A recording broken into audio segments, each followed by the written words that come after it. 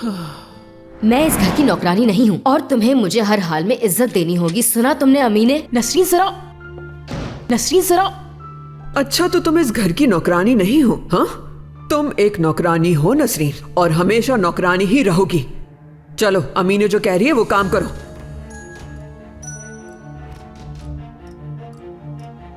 और काम के दौरान फोन इस्तेमाल करने की जरूरत नहीं।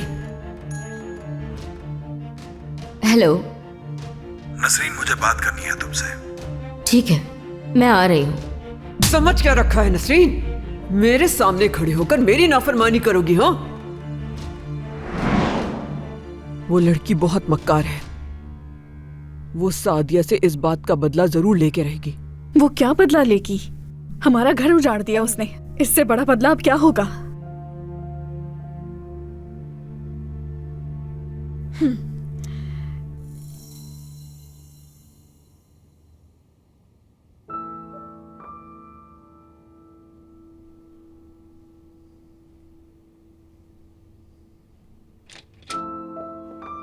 नसरीन, तुमने तो डरा ही दिया था सच में। मैं ठीक हूँ।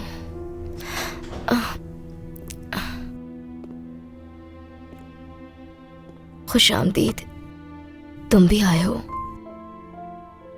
यहां आने का कोई इरादा नहीं था मेरा। बस मैंने ये सोचा कि अपने मरहूम बाबा की खातिर मिलाऊं तुमसे।